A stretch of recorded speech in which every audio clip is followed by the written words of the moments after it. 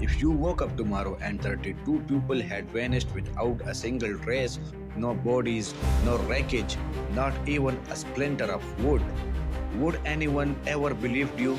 This is what happened to the crew of the Wandering Star, and to this day, no one has ever explained it. The Wandering Star left the harbor of Port Asian on a clear October morning, the kind of morning sailors call who come to worry about 32 crew members, a hold full of timber, bound for a port 400 miles south. Our Captain Elias Stone had sailed these exact waters for 20 years without so much as a scare. Among the crew was a young deckhand named Sammy, on only his third voyage, who had promised his sister he would be home in time for her wedding. Ordinary people, ordinary life. Nothing suggested they were sailing towards something the history books would still be asking about a century later. Nothing was different until it was everything. She was never seen again. For 3 days, the sea gave no warning at all. On the third night, the radio operator sent a routine check in every sailor's sense without a second thought.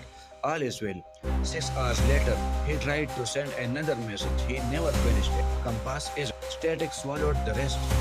The Coast Guard operator said frozen, waiting for the sentence to continue. It never did. Nothing answered back. Not that night, not ever again. By morning, planes were already in the air.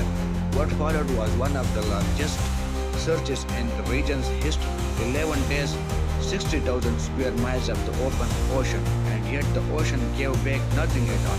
No lifeboats, no oil slick, not one plank of the timber she was carrying. Investigators chased every explanation, and one by one, the ocean refused to let them stick.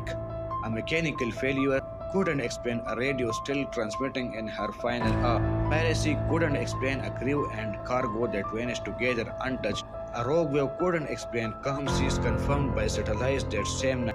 Every theory answered a piece of the mystery. None of them answered all of it. For 8 long years, that is where the story ended, but the ocean wasn't finished. It was only waiting.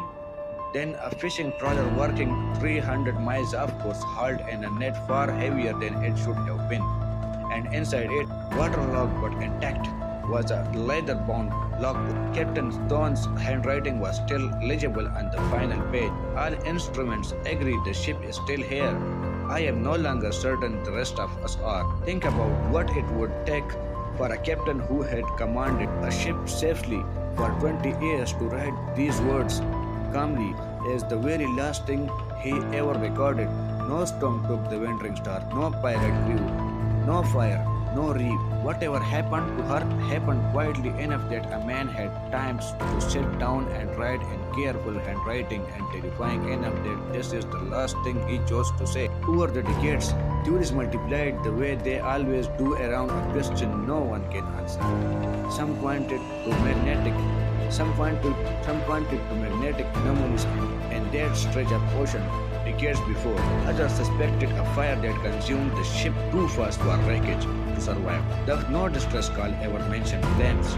A few believed she would simply drifted powerless into a current strong enough to carry her outside the search grid. That doesn't explain why the logbook surfaced 300 miles in the opposite direction. None of the theories explain everything.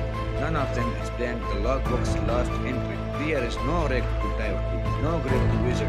Just 32 names on a plaque in Port Asian, and a logbook kept behind glass, forever open to that same final page. Every October, someone rings the old dog bell exactly 32 times, once for every name that never came, and every year the sound rolls out across water that has never once given back an answer.